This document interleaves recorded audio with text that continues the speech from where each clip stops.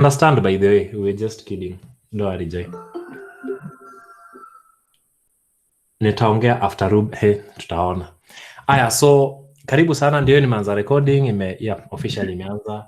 So welcome everyone to Fun Friday. Fun Friday as usual, never forget it's a jobless corner. So haufai kuwa serious. Talk about anything. Tuna advise each other, hatukui too much technical, tunakuwa casual, but at least tunashare ideas hapa na pale. Leo tumebarikiwa na Ruben. Karibu sana Rube. Umekuwa ukituchangamsha sana pia kwa hizo events zingine za Fun Friday. So tunakukaribisha, and just to those who don't know about Fun Friday, tunaifanya after every 2 weeks.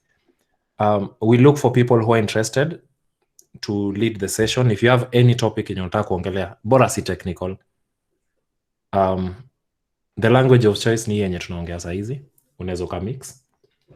So bora hauko as technical sana, but unaweza share two experiences ama what you've read ama vitu kama hizo tu. Uko welcome, just reach out. I'm happy some of you have reached out already, wanataka ku hold a session. So leo Ruben anataka kuongelea stories za ambition, si ndio? Yep. So mtaache ujiintroduce. Pole sijajiintroduce, naitwa Sigu Magwa. So nitakuwa na guide the discussion na Ruben hapa. So ataanza kutuongelesha, anaweza uliza maswali. I don't know how he wants to run it. We didn't plan this before, just so that isikae organic. Isikae nini inaitwaje? Isikae pre-planned. So acha tu Ruben ajiintroduce, then aanze kuongea, then naweza kuwa nauliza some leading questions hapa na pale. Kulikuwa na option ya kuuliza maswali kwa slide. Chantel will be checking on that. You can also ask on the chat, haina shida. So Ruben, unaweza anza tu.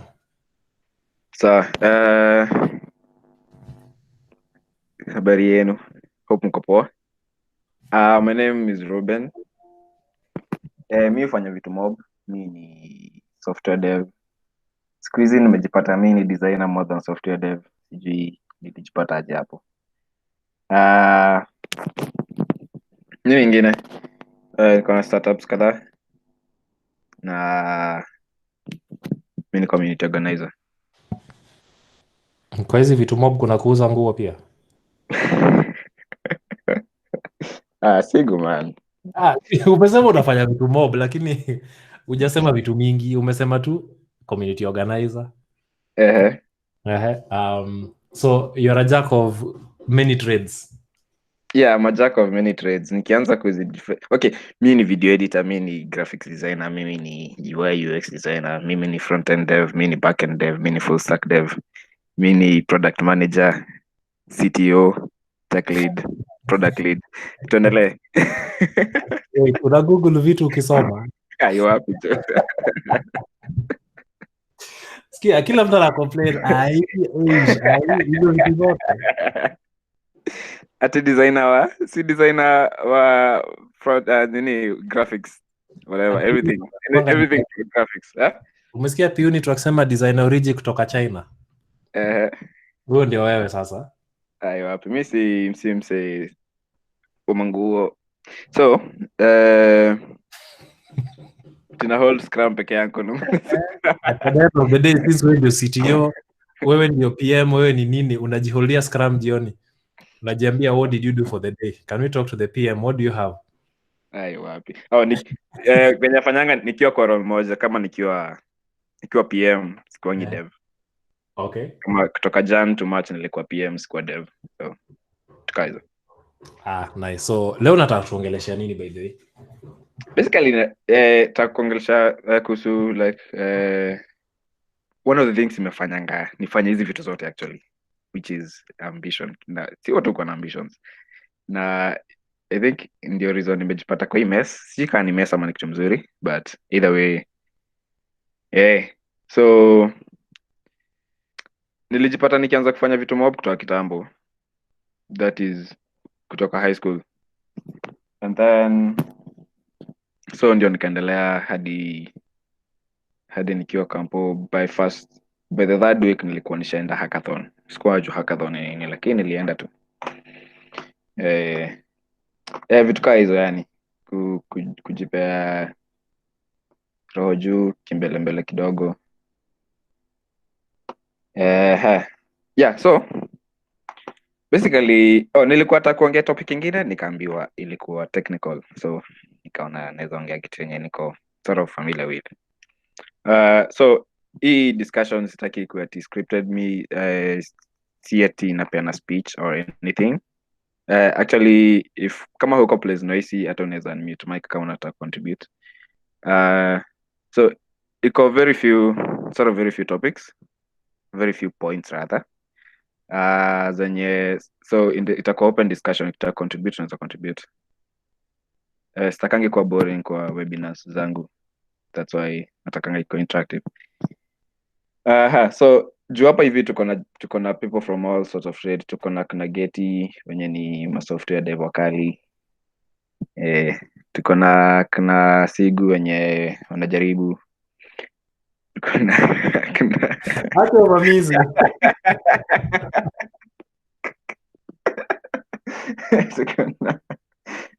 Nikuulize, moja tuko na wewe pia, na wewe ulisema uko na kimbelembele na ni wewe umesema sasa na hii kimbelembele yako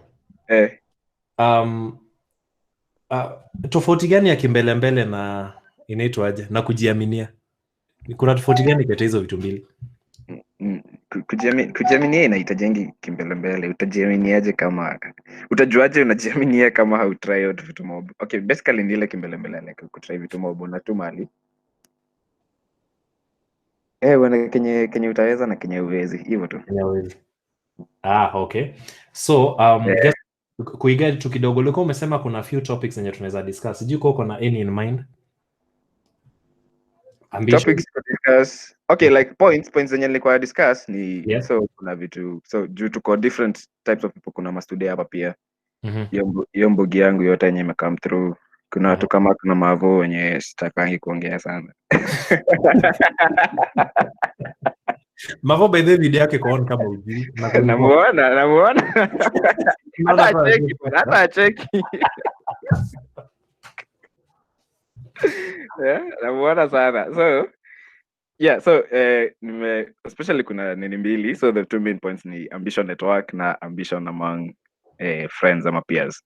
So I happen kukuwa na sort of experience, cross platform experience ya hizi zote. So sijakuwa employed per se, but nimekuwa on contract situations for quite some times, like for a few times. So naelewa sort of the work environment na pia like the social environment. So unatake kitu kama hii example, Chantel una work na Sigu. So Sigu ni boss wako, ama Magak una work na Mavo, I think. You can correct. Sigu ni kweli? Nikataa ama nikubali? Okay, I think on pamoja kasi say yote kwa upslam. So una imagine situation yenyewe, for example, when Sigu umeemploy mse ama uko na Chantel, alafu Chantel anakuwa ni mtu ambitious mwenye anakuja na disruptive ideas na anafanya vitu extraordinary zenye yani hata wewe mwenyewe huko unafikiria zinaweza fanywa. And then so kuna kujipata kwa situation, what do you do when you're the employer, kuna an ambitious young person amekuja, how do you handle that? Wewe you are an ambitious young person, how do you make sure you don't collide with people na watu wanani? Hivyo ndivyo mtu utoka job. Mimi niloi toka job hivyo. So ni ile nimeanza hii contract, nilikuwa nafanya nilikuwa sort of team lead, nilikuwa na lead hiyo team. And then happens kwa hiyo team, one of the guys mwenye alikuwa wa hiyo kampuni hakuwa anataka story zangu, or rather kama nilikuwa na intimidate cause ideas zenye alikuwa nazo zilikuwa mzee kumshinda. So zilikuwa tu Ruben, sinaweza pikia hapo kama naweza tuseme wewe ni student na uko ambitious sana na umeget job. Yeah. Sindio? Na uko ambitious. So Yeah. kuna two possibilities. Uh-huh. The first possibility is you just have no idea of what you want. Ile you assume it's easy because you don't know about it. Yeah. Unaona ni kama hii inaweza fanya juu hujui. Maybe your boss tried it before and they know how long it's going to take. Yeah. That's the first option. You have no idea what it is. The second option is you actually have a very good ambition and it is doable. Now, I think the challenge inatokea hapa ni when you have an ambition that your boss tried before na akafail. Yeah. So your boss might once bitten twice shy. So ataogopa, atakuwa zile za aka kijana na ndika ametoka shule juzi. So yeye anaona ni kama uko inexperience na hiyo inexperience yako ndio inafanya ukuwe na ambition. Yeah, but so yeah, especially yenye ilikuwa from the point of kuna kitu ya kwanza amefikiria wezi fanya umefanya. Kitu ya pili amefikiria wezi fanya umefanya. So to the point that huyu msichana kwa intimidated anaona kama unaweza chukua job yake. So atafuta way ya kukutem and that is actually one of the main what ambitions ni huko intimidating. So ni either utapatana na mtu mtu genuine mwenye anataka kusupport genuinely ama utapata mseko insecure. Na inakuwa ngumu sana kudeal na wase insecure. Cause watatry every possible way to make sure outshine. Kwani sasa kama job ni huu ni msa ameandikwa job ama ni mwenye job? Because kama ni msa ameandikwa job coming. So mimi nimeenda part time for 2 months contract. Yeah. Lakini nikifanya poa inaweza kuwa job. Yeah. Lakini msee anaona nafanya kazi poa na nikiingia hiyo job atakuwa na hard time outshine. Yeah, hiyo naye naelewa cause kama ni msa ameandikwa most probably ana feel insecure na job yake, si ndio? Yeah. Na anaona ni kama mse atachukua job yake. So hiyo situation ni ngumu. Hiyo situation ni ngumu. And hiyo ndio kuna like watu wengi wanajipata kwa situation yenye ujue venye utadili nayo. So actually mimi before nitolewe hiyo job nilijitoa hiyo job. Na turns out from what I learned hiyo project ilikufa tu venye nilitoka. Cause kitu pia nafanyange kwe ngumu ni they are the same people you are reporting to. Yeah, true. The same person you're reporting to is the same person who is frustrating you.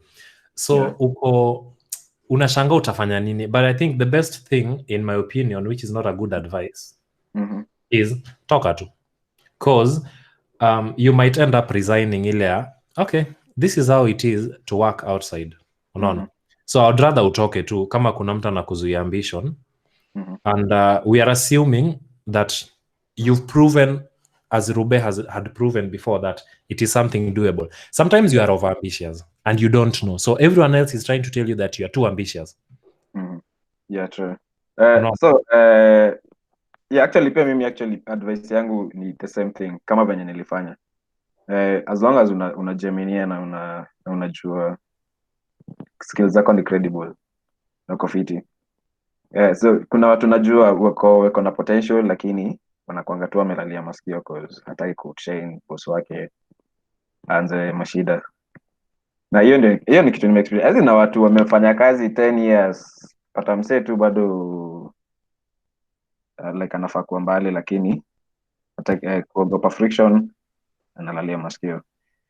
Yeah, so umesema hivyo nikakumbuka wasiangalia Hacker News kulikuwa na story nyingine why devs stop learning. Hiyo blog ni tamu. You guys need to read it. Nitaituma hapa kwa chat. Inafaa msome. Chantel tukumbuke kuiweka kwa show notes za podcast. Tukumbuke tuweke kwa show notes ya podcast ndio watu pia at least waweze kuinini. Hiyo kitu ilikuwa poa sana. Why you normally stagnate. Venye Rube amesema utafanya job for like 7 years but una end up how grow. Yeah. So one of the reasons might be your boss anakufinyilia sana. And the other reason might be it's also on you. Wewe ulisha give up ukasema now this is what they want, this is what I'm going to do. Yeah. Yeah, so basically was ambitious kwa especially very intimidating and yes, ndio kulalia masikio. Okay, hivyo ndio tunaitanga. Yeah, and so from me so my advice inakuanga as long as unajua you can like unajua kenye unafanya na unajiaminia, as in like the basic point hapa ni kujiaminia. So kuna hiyo ya work basically it's complicated because pia unapata kuna mtu yeye ako desperate kupata job ama haja kwa job for a long time na lazima atulie kiasi, but yeah, either way that's my point, that's my 2 cents on that. Alafu kuna ambition among friends na especially so unapata tuseme kuna mimi na Sigu na Victor, yeah, na wase kadhaa na Musanga. Sema na Mavo. Nimeruka jina yake mara 3.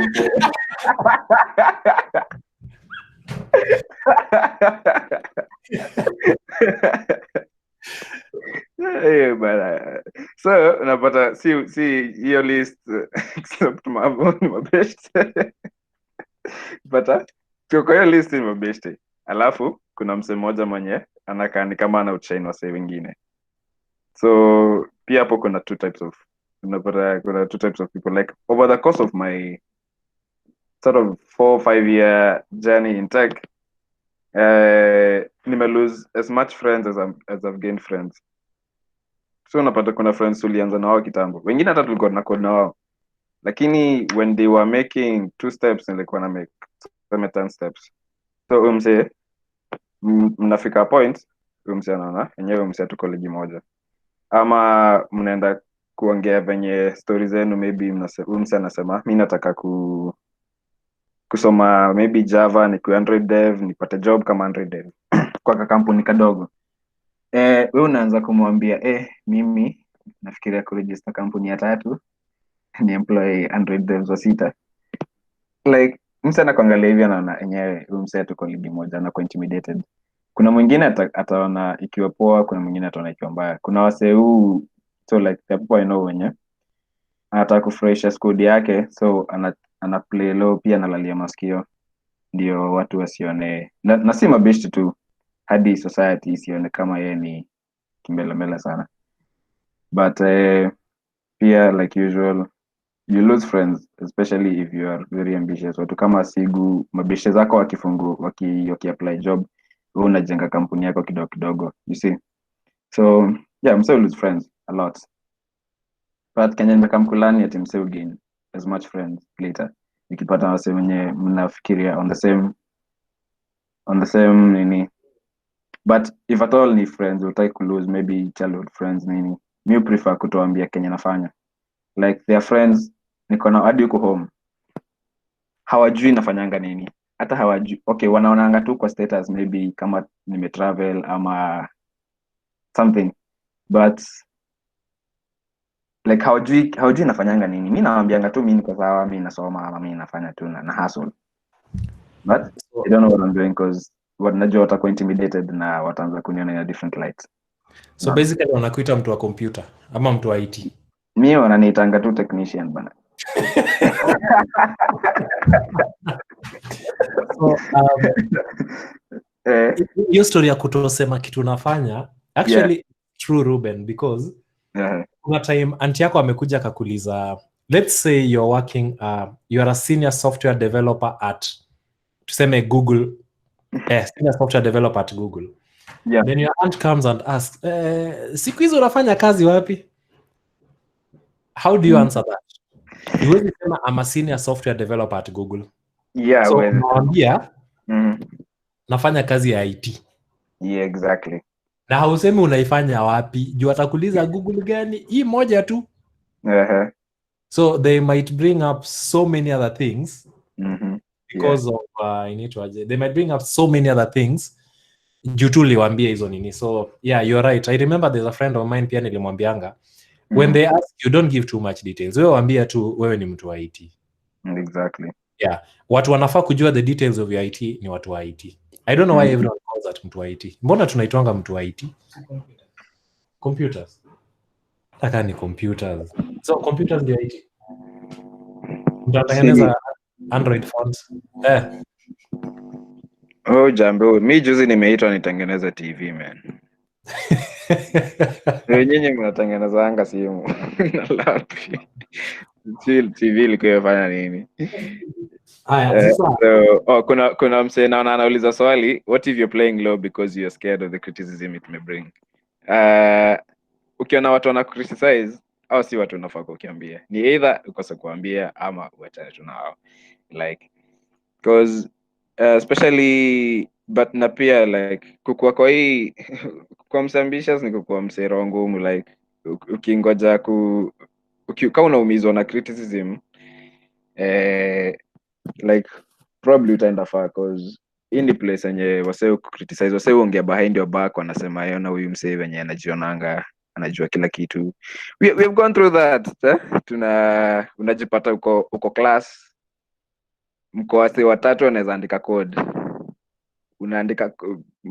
unaandika code fiti kuliko lecturer wako. Wasee classmates wako wanafikiria unajifanya, but unaona that criticism ukuwa bele siwezi kuchotea, lazima utakuwa criticize. Nikuulize Rube, juu hiyo story unaona ni kama ni criticism ama inakuanga opinion? Because I think how you receive other people's opinions depends on whether unaitreat kama someone criticizing you or it's just them expressing their opinions. Because when someone Rube mtu akisema wewe ni fala, sijui kama amekukriticize ama hiyo ni opinion yake, hiyo ni kitu kwa akili yake. Yeah, true, but hata kuna mtu amesema hapa hivi, na pia nilikuwa nimeona hiyo quote juzi sijui Twitter. People criticize you always below you. People who are above you, they either give advice ama hata kunotice. Cause mtu criticize ndio kupull down, ndio kuonyesha unafanya kitu mbaya. So kama msana kupea opinion, maybe ameobserve uko maybe over ambitious na anataka kukuambia cool down, atakuja first atakuja kwako na atakuja akwambie na composed way na atakuwa na facts. Lakini ukiona mse ana nini tu anatoka out of the blues anaanza kuambia story, like wewe ni mse probably ako intimidated na watu, by the way, kwa wase umeintimidate mse anatafuta way ya kukurudisha on the same level na yeye. Wase atakai, like kuna watu hawezi taka kuona maybe Sigu prosper kumliko na ibishte yako, unaona the same thing. Wase uko hivyo ni understand tu wase in life. By the way, and on that nakumbuka, I don't remember kwenye niliwatchingi video ya YouTube na nimeshindwa kuitafuta. So this YouTube video ilikuwa inafanya, they were doing a social experiment. What they would do, wangeleta dem fulani mwenye ame overdress, akona high heels, mnazitanga 6 inch ama? Akona high heels, akona mini, akona yani unaonanga zile the perfect kuua, ile amevaa ya kuua. Then she walks, then while she's walking and attract attention by kuongea loud on phone. She does that in a hotel. Then akisonga mbele kidogo, she slips and falls. Then everyone laughs. Kila mtu anamchekelea. Then later on wakafanya experiment with an old person who is making a phone call, anaongea loud, but she was not able to walk well, then she falls. And most people tried to help her. So hii experiment ilikuwa inasema ultimately the reason you laughed at that girl and helped the old person is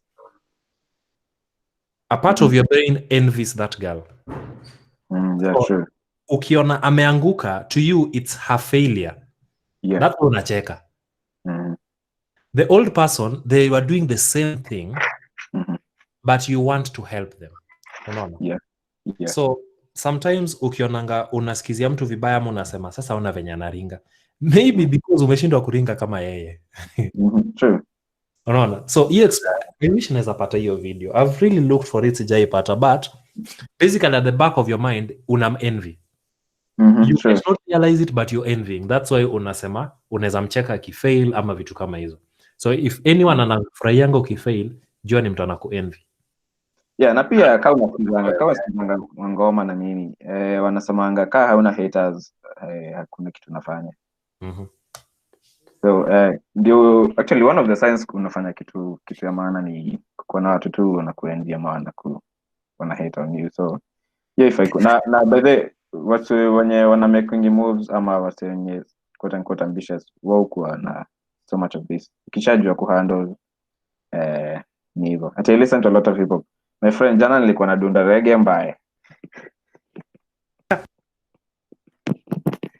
So usikiza reggae imaanisha usikizi hip hop?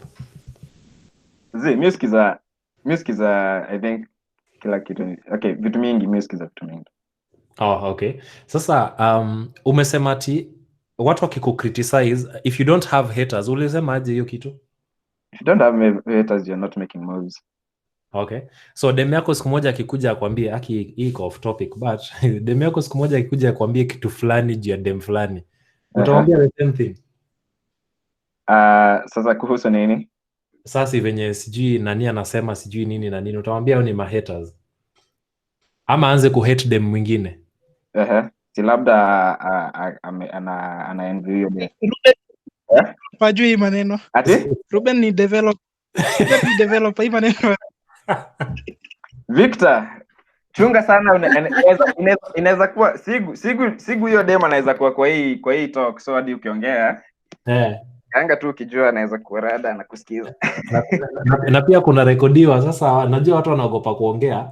Sasa hakuna shida. So by the way, so ina depending, kuna watu kuja kwako genuinely wanakuambia like wanakupea opinion venye wamestudy kitu. Kama mimi nikiona ukifanya kitu mbaya sigu like ama kitu yenye maybe unaweza fanya better, si nitakwambia like genuine opinion, ndio? Yeah. Na watu especially watu wenye wanataka kukusaidia wanakujanga kwako, unaona? Yeah. Wanakuambia vitu directly. So kuna wengine the rest wenye wako envious, either watatalk through like watatalk behind your back ama watakuja tu with no content. Maybe mtu anakuja anakuambia with this sigu si badala kwanza kampuni ungetafuta job na sasa ungekuwa senior developer unalipwa karibu. Unaona?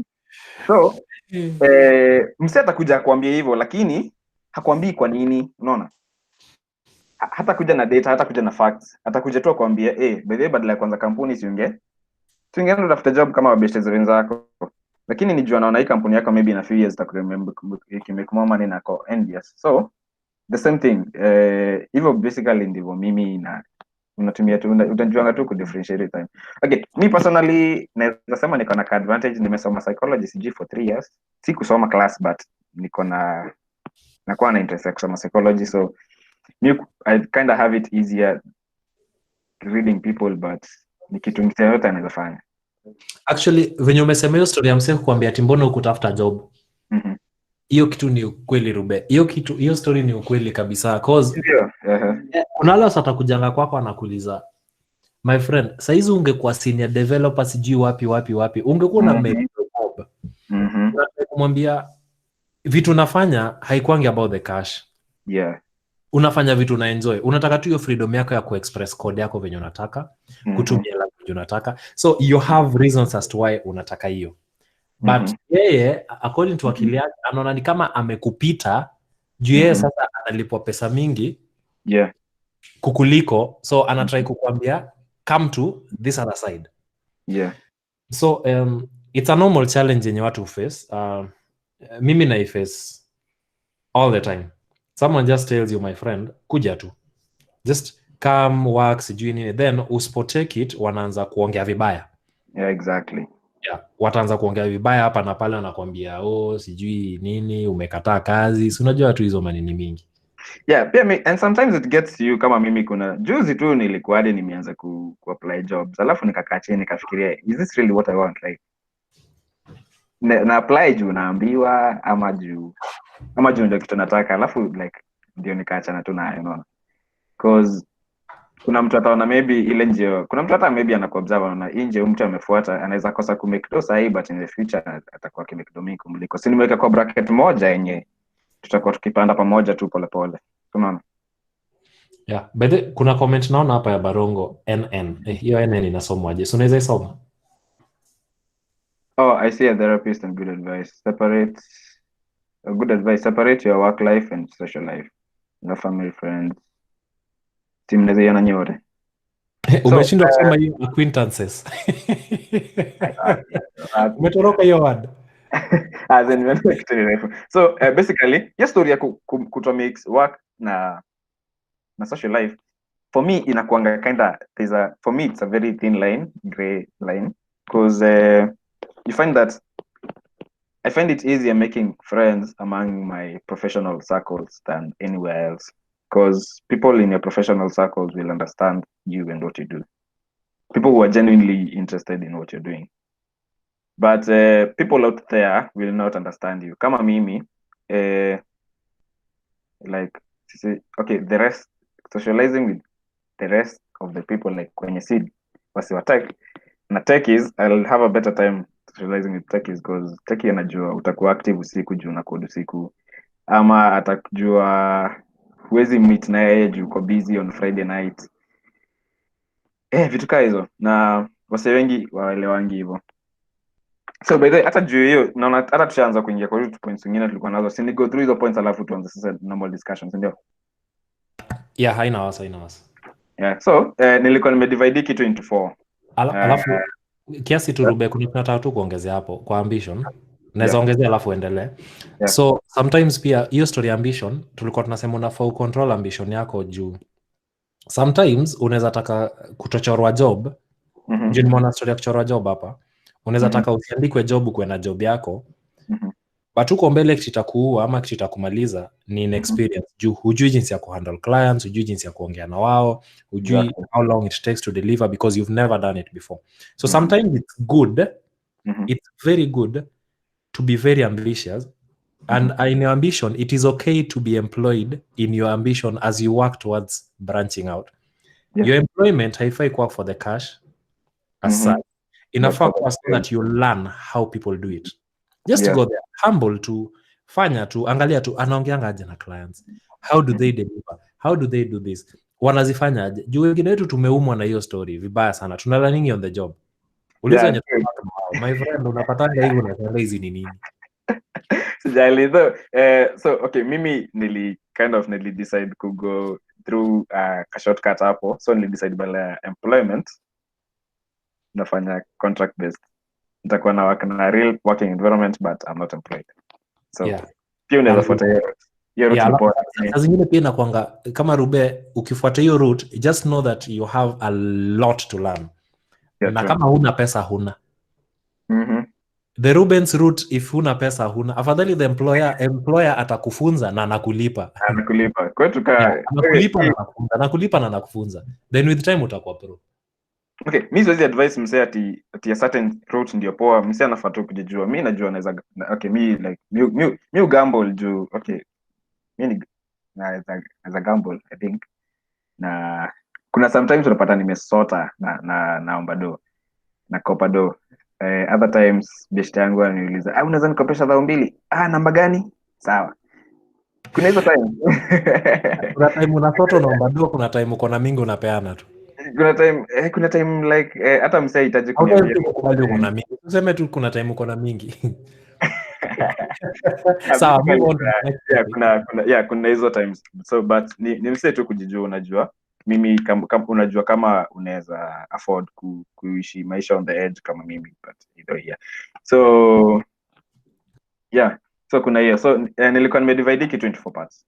So kuna the costs, perks, lessons na changes in your life. So costs na hizi ni vitu most of you mta relate to. Ya kwanza tusha discuss in lots of friends. Basically you lose a lot of friends wenye how understand kenye unafanya. Ya pili ni personal time. Una lose a lot of personal time ukitry ku learn new things. Kama mimi I think hii corona period nimelearn skills zingine kama 6 vitu sikuwa nafikiria naweza learn, lakini so corona ilianza kama sijaiguza video editing software. Sasa hii niko na gig kama video editor, unaona vitu kama hizo, lakini hiyo imekuja at the expense of time yenyewe. Unaweza kuwa ukichat na wasee, unaweza kuwa nikichokoza wasee huku ama kukula story na wasee. Hiyo time unapata naichukua kulearn skill badala ya kwenda kuongea na Elizabeth na wale wengine. Nijipata nasoma. So na sikucheka tu, nitakushtua tu one of these days. Yeah. Nitakushtua. Yeah, so kuna hiyo personal time basically inapotea. Hiyo ingine ni health and fitness. Unapata especially kama kwa hii field ya tech. I think most of us ni techies per se, ama watu wako na interest na tech. But most of the things tunafanya tukiwa tumeketi chini. So unapata unaketi kwa kiti for hours. Mimi najipata nimekaa the same spot for 8 hours usiku hadi asubuhi. So unakosa kulala enough hours. So kama mimi until late 2018, actually until the beginning of 2019 nilikuwa nacheza rugby. So mse angeniona last year ikianza na saa hii angeona two different people because that time I was huge. Nilikuwa nacheza rugby for school team. But ikafika point singecheza rugby anymore because I needed time to concentrate on tech and my work and my career. So yeah, inaanza yeah, man, I'm a jack of many things. So nimecheza rugby for a few years, but inafika point yenye singecheza anymore because sikuwa na time. Inaanzanga na kumiss gym one day, una miss gym siku 2 per week. Before you know it na una hata siku moja kwenda praco, and that's how niliacha. Hata saa hii sijui kama naweza rudi hata because the farther I go the busier I become. So yeah, hiyo ni kitu ingine. Na pia kumiss out on fun. Mi ni msana napenda kuwa fun, but sometimes unapatanga ni Friday night lakini badala ya kwenda out kuna kitu unafaa kumaliza. Na lazima ukae chini umalize. Mabeshte zako wanakuita na uko like hey mazee mimi siwezi make. Unaona?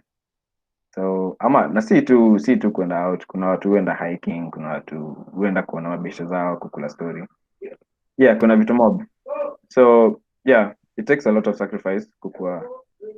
Yeah, thanks very kukua ambitious. Naona kwa hiyo rugby part naona watu wengi sana wanaiongelea. Sasa venye umesema ya rugby nikaangalia profile yako nikaona yenyewe huko ulikuwa na kifua. Sasa wewe ni wewe wa kitambo. Yeah, wewe ni yako leo. Ati? Hiyo picha ni uongo. Fungua kamera tuone. Kumbe hiyo picha ni ya kitambo Ruben. Hii picha ni ya last year ikianza. EDT ulikuwa cheza Ruji. Ilikuwa cheza Ruji mbaya. Sasa hizi kwa video tunatoshana. Sasa hii inatoshana magati. So basically ulilose hizo vitu zote. Bado nikataa kurudi hapo hivyo. Siwezi take miezi mingi, but basically yeah, nilireduce on kukua active, kukua fit. Siwezi kimbia kama venye nilikuwa nakimbia time. Unaona? So taking a lot from you na sometimes huwezi get back kama sahi sijui kama nitawahi kucheza rugby tena. So zenye honestly na the more I go, ama the more time inasonga, the more napata kuna vitu mingi za kufanya. But me chapa gym kama like normally kama twice a week or something, hata nikiwa busy, but anyway yeah, you need to, kama ulikuwa unafanya fitness, kuna watu kama Monique kwa huku, lakini najua Monique ukimbia yeah, na una make sure okay, as much as uko ambitious na unataka learn skills, try and make sure hauta lose that part of you, because your body and your health ni kitu ukipoteza ni very hard ku recover. Kama mimi sijui ku get back in shape, nita get back in shape lini, but I'm probably thinking before the end of the year, but yeah, that's a whole point. Wait, lose shape? Okay, siko as big as, si nimekuwa mdogo. Nasema hiyo ndio lose shape. Bana. Basi sisi hatujai kuwa na shape. Sasa ukiangalia na Eustace anasema anapenda sana futa. But inabidi tu anaiacha cause ana try ku concentrate on the tech side. So I think rather than kuacha, si mtu anafaa strike at least a balance so that mimi nimekaa kwa hii kiti toka morning. Yeah, kwenye nimekaa. So if I was a football player, which I've never been, or a rugby player which naweza vutwa, ningekuwa natoka tu niende kwa kiwanja nifanye hizo vitu jioni ama at least twice a week ama once every weekend, sorry. Yeah. So I don't know which part is better. Did you completely go away with it ama unini? Amefanya professional ama mtu amecheza yani leagues or something kama mimi na Eustace, unapata sometimes inabidi uende practice every day of the week, especially apart from Sunday ama Saturday na Sunday. Unaona? Na utakuwa na at least 2 hours of practice every day. Na kama mimi, so for example kama yangu nilikuwa nafaa kwenda gym from 2 to 5, then 5 to 7 naenda field, then 7 to 8 naenda run. So your time ni time mob na not only your time yenye una take at that time, but pia so una imagine kama uko busy during the day, una learn skills during the night, na by the time inafika usiku umechoka sana, so inabidi tu umelala, unaona. But when you're not playing ama when you're not going for practice, uko na time ya kurelax mchana, unafanya kazi usiku, ama uko na time ya kulala usiku, unafanya kazi mchana. So yeah, it's because it's physical na it's strenuous. Your body needs to rest, your body needs to relax. So Perfect. So yeah, tuko na 10 minutes hivi. Oh yeah, so okay, so let me go through quickly hizo zingine za mwisho. So hiyo ingine ni so packs nimesema ni new friends, tumeongea kuhusu like meet new friends, new experiences na pia freedom. Uko na financial freedom, uko na social freedom ya meet watu and all that kind of stuff. So the changes ambition inafanya kwa life yako. So I'll just mention them. So the first one is you learn to accept failure. For any like person who is like ambition out there, I'm a person who is like really ambitious in doing a lot of stuff. You fail a lot of times, like you fail, unaanguka mara mingi hadi unazoea, unaona. To the point that ukifika point uongeleshe client akwambia hapana, ushazoea hiyo story perfect. Kuna mtu mwingine unaona inafika ukipata rejections kadhaa una give up, but yeah.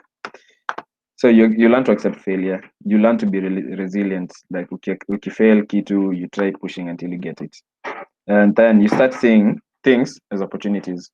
So for example, so unaacha kuangalia vitu venye ulikuwa unaona ukiona mse kama Collins amevaa hat, next time kama unauzanga nguo like unaona hiyo ikiwa opportunity Marvin kama unaona. Ukiona kama Elizabeth akaona nywele ya red, una opportunity hapo, unaona. As in unaanza kuona opportunities everywhere you go. Kama mimi naweza enda niongea na mzee, nimwambia by this unaona hii business, umeanza business yako nipo, unakuanga na website. Mbona una website? Sasa hiyo nataka job ya kumtengeneza website. Right. As in unaanza kuona vitu opportunities, unaanza kuona vitu in a different perspective. You become more focused, unapata ile drive ya kudrive ufanye vitu inakuwa more, na hutakuwa una force kufanya vitu. But this is mostly when you're doing something that you like. When hii ni kitu Sigu alianza na kusema, as long as you're doing something that you love, no, hakuna mtu atakuforce kufanya hivyo, hakuna mtu utakuwa una enjoy kufanya that thing. So last ones probably ni kumind tu mse wase wenye una hang out with na wase wenye una share dreams zako na wao, cause dream killers out there, man. Na kuna watu watafanya everything kuona succeed, especially for the ambitious people. Kuna watu wataki uwapite. So so kuna trick moja nikimalizia, hii ndio point ya mwisho. So nikimalizia kuna trick moja mimi hufanya au mimi huambia watu, na naitanga the monkey effect. So yeah, ni ile monkey mnafikiria, ni ile kunyonga monkey mnafikiria. Hiyo ni naitanga hivyo. The effect of the monkey dying. Yes, so I call it the monkey effect. And basically, when you do something you love, you'll want to do it more and more. So Kenya mimi nafanyanga, for example, na it has some scientific reasoning. So unapatanga mse anakunywa pombe, anataka tu kunywa pombe, si ndio? Mse anavuta bangi, anataka tu kuvuta bangi. Mse ako addicted na kitu kama kukula, snacks or anything. Basically, mse ako addicted na kitu, utaka kufanya hiyo kitu over and over, si ndio? Yeah. Kwa nini? Juu akifanyia kitu, the brain will release dopamine. Juu ya the brain, ukifanya kitu uko addicted to, every time you do it, the brain releases dopamine to make you feel good about it. So the same thing. So mimi, what I did, I made what I do my addiction. So I made tech like something like sort of my addiction. So na my achievements zenye na make every time, hizo ndizo zinakuanga kama my fix. So every time I make an achievement, my brain kind of produces dopamine, and that I feel good about it, and that makes me want to do something even better, to get a bigger achievement, to feel even better. You see, so it becomes kind of an addictive chain. And the trick to this is just like making sure first you're doing something that you love, and making sure that you keep doing it often, and usiogope ku feel good about it, because there are people who choose to kutosema kenye wanafanyanga, ama wanaficha kenye wanafanyanga. Like if you do something and you feel good about it, unaifanya tu, and you allow yourself to feel good about it. Kuna stories za nini zina affect hapa za imposter syndrome. Mtu anafanya kitu lakini bado feel good enough about it. So the moment you start feeling good about your achievements, you become addicted to achieving more, and then inakuwa sort of a spiral thing. To feel good, you have to make an achievement, and then if you make an achievement, you'll want to make a bigger achievement to feel even better. So mlikuwa mnauliza monkey inakuja wapi? So one of the biggest releasers za dopamine ni kunyonga monkey. So yeah, hizo niliwaambia mimi psychologist rather na somanga psychology. So that's one of the biggest releasers za dopamine. Na msee kinyonga leo atataka kunyonga kesho ndio feel dopamine. Siwaambie muende mkajaribu. So basically uki release dopamine, mtu anasema you only need to start. Exactly, yeah, you only need to start, then utaacha. Dopamine inaingia. Yeah, dopamine inafanyanga utake continue. Naona Mavo akicheka hapa hivi chini ya maji. Mavo anasema ashaanza. Mavo ashaanza. Tunaanza leo. So basically hivyo ndio inakuanga. Ukifanya kitu like ukifeel good about something, you want to do it next time so that you can feel good about it next time. Na the more kama tu watu wa kunyonga, leo Mavo atanyonga mara moja, kesho atanyonga mara mbili. Yes kwingine hivyo the same thing. So ukimake achievement moja hii mwezi, feel good about it, next month utamake achievements mbili, the next month utataka kumake achievements 3 ndio feel poa mara 3. So hivyo basically inafika point unatamani tu usipowasha kompi yake inakuwasha tu. Exactly, inakuwasha ni kama ukiamka unataka tu kufanya kenye unafanyanga ndio uendelee kukupea that good feeling that unasikianga ukiifanya. Unaona? Kama utseme wewe tuseme kila time ukipata client unasikia poa, si ndio? Yep. Unapata dopamine release. So the same thing. So utataka next month kupata clients wawili ndio usikie poa even more. The following month utataka hivyo. And inakuanga hivyo to the point that unazoea tu like unazoea hadi umeifika umeifika saa 7 unashangaa kama ulibrush meno ama bado hujabrush. Umeifika hiyo point? Ndio man. because uliamka ukakimbia straight kwa comp. Ukaanza kufanya kitu fulani, then saa 7 inafika unashangaa. So nilisha brush ama bado hauko sure of anything yenye kuoga naye inakwanga it's a very sababu kubrush ama kukula. Kukula, but unajua kuoga kwetu is a very big step, so kama ulioga definitely utakumbuka. Naona Victor anasema hata kukula saa zingine hayuko sure kama alikula ama bado. Yeah, exactly. Pia mimi najipatanga saa nyingine ni 12 and then so nile like kitu tu maybe naona nikiscroll kwa net naona mseme post food ama naona tu picha food mahali. Then it hits me by this chakula. Because you're so deep into what you're doing to the point that na si mtu anakuambia ufanye hivyo, ni cause one ni kitu unapenda kufanya na ni kitu na kuna hiyo feeling ya hiyo nini hiyo addiction ya kutaka kusikia vizuri from it that inakufanya utake more and more dopamine, na hii ina affecting especially watu wenye wanakuanga na imposter syndrome. So unapata msee anafanya kitu poa lakini ha feel good about it because I feel it's good enough, but the moment you get over that, if whatever you're doing makes you feel good, you'll want to feel better and better, and you'll want to do it more and more. So that's one way of maintaining ambition, na to make sure you're not like break out ama utaacha ku feel vizuri at one point. Naona time nikaa inatunyonga. Yeah, nimeona time inaenda. Nyonga kama monkey, acha nijaribu kurhyme.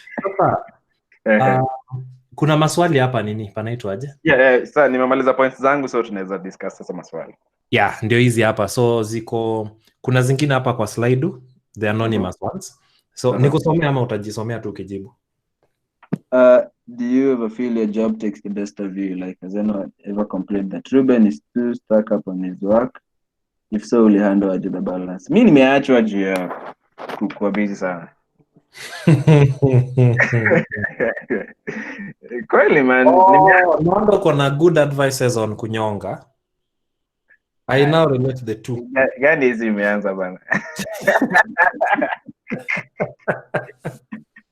Gani hizi imeanza? Endelea. Ukakuwa psychologist, ukaencourage kunyonga, ukakuwa na kunyonga effect. Now things are adding up. Sawa, simple catch. Sawa, that one will not go unanswered. Yeah, niliwaachwa juu ya kunini, juu ya kuwa busy sana. Well, those are some of the effects that you'll have to nini. You'll have to cope with na ujue when you handle. Sometimes you'll have to balance between working and being available to other people. I think nearly work around that by working at night. So I mostly work at night. Like I always work at night. From work period yangu ni from 11 to like 5 or 6 in the morning. So, and then I'll sleep for like 4 hours during the day, during the morning, and then all my afternoons are free. I'm not working, I'm not sleeping. So at least I have that time for people now, for the social part of me. So what wanakuanga na different ways of coping, but it's a thing, it's a real thing. So do you wish you had been told in matters balancing activities you love? What do you wish you had been told in matters balancing activities you love? What do I wish I should have been told? That it's going to be tough. Because it's really tough. Sometimes you can't balance. Kama mimi, especially when you have different things you're doing. Unajua kuna msemo mwenye ni software dev. Kazi yako ni kuamka unaandika code. So kama mimi, so when wanaanga status yangu, jana nilikuwa nafanya design, jana ilikuwa design, usiku mzima design. So other times I'm doing UI UX. Other times I'm doing some backend code. Other times I'm doing some frontend code. Balancing that alone is stress. And then now you have to balance between that and your normal life. So it's quite a hassle. So since you code most of the time, what do you do when you need to re-energize now that you have dumped your extracurriculars? What do I do? I walk. I play video games.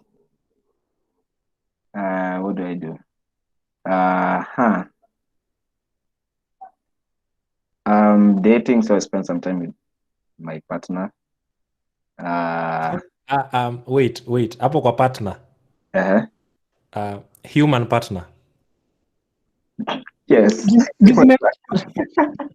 Business partner. You're a master in monkeys, so we just wanted to My confirm. friend, I just preach water and drink wine from France.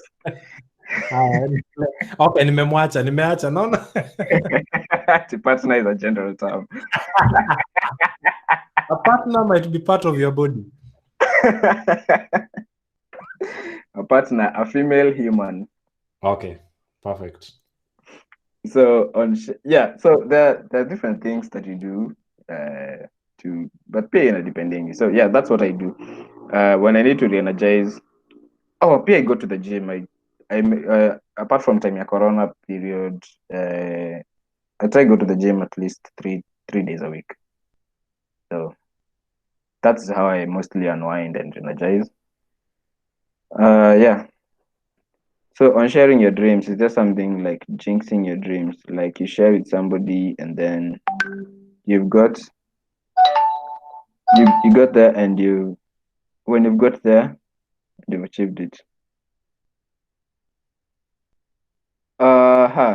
So kuna watu wanasemanga ati nikiambia watu kuhusu Kenya nafanya hiyo kitu nitaijinx ikose kuhappen. So I don't know, personally I don't believe that, but that people would do. So hiyo inakuanga sort of a personal thing. But me, from what I've learned, the more people you share with what you do, what you want to do, most of the times that is how I've attracted partners. That is how I've gotten people to partner with me to do stuff. That's how I've met people who are interested in something I do. Sharing what you're doing, inaonyeshanga you're confident about what you do, and people will want to associate with you when you're confident about it. Now, people will want to associate with person who loves what they do.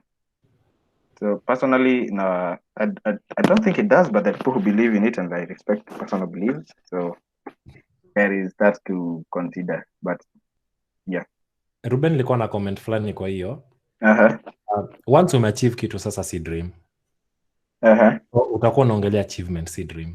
Yeah, utakuwa unaongelea achievement of that. Yeah, si dream yako. Cause ushaipata. So that's just like telling people that you've managed. Do it, yeah. But at the same point, it's not everybody that you tell your dreams. Okay. Yeah, definitely. There are people who have met maybe actually other what hatujaongea face to face watu hatujapatana face to face, people who are just acquainted, but I have the confidence to tell these people what I'm doing, what I'm planning to do, because I know these people first will understand, and two, if they are able, they can support what I'm doing.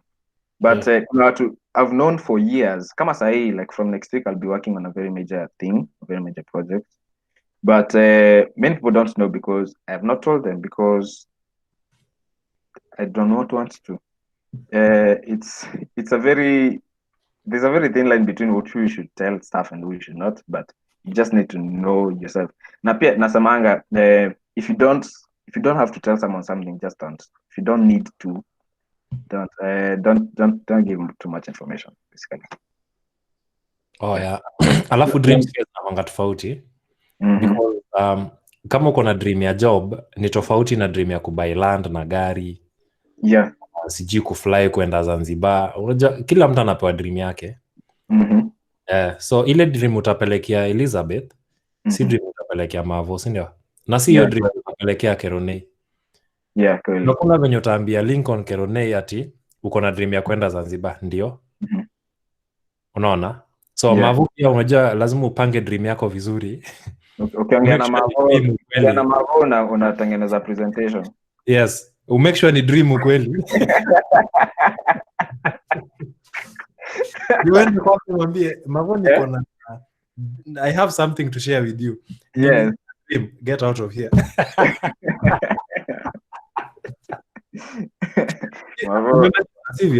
Mavo unamfanyia elevator pitch bana.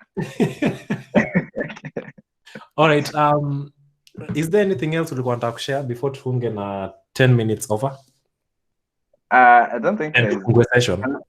Unless kuna mtu ako na swali directly to me yenye anataka to discuss sahi, like okay, after this tutakuwa na open session. But Yeah. unless kuna swali urgent nataka kuuliza sahi, maybe you can ask me. Nitajaribu kutafuta maswali kwa chat section. I don't think I am seeing any. Okay. So tufunge to the podcast part, then tuendelee na the open part. Yeah.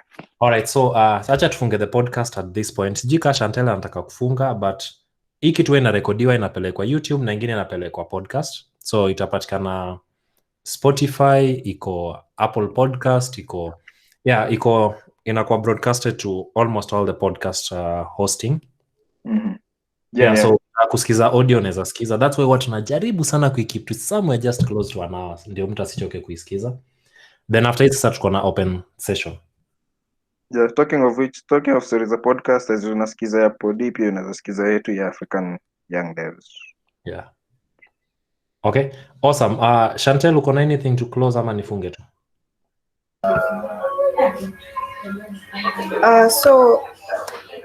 Thank you for when you join.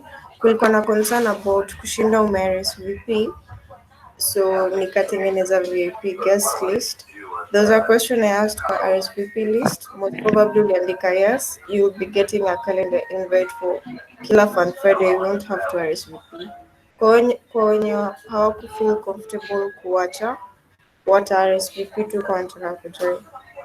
That I think that's up for me. Back to you, Sid. Thank you. Nimependa hiyo jina ya VIP, inafanya mtu anafeel mimi ni VIP. Alright, so nilikuwa naambia wasee, especially wasee wa wenye wenye nilitumia invites, so from my communities, especially in the Dankimati. Usione I'm directly addressing them, like usione majina kubwa huko ama watu wanaonekana wako serious sana than you're not welcome here. So anybody is welcome here. Unaweza ona tuna make jokes sahi na kina Mavo na wase, so utafloat tu wiki moja mbili, before you know it utakuwa ushaingia kwa system. So usiogope kujoin. Very very true. So tuifungie hapa, alafu huwa tunatry sana ikuwe kitu casual as I explained tukianza.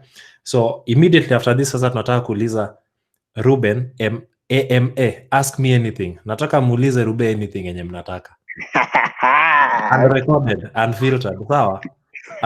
So thank you very much for attending. I'm stopping the recording so that watu waongee tu sasa.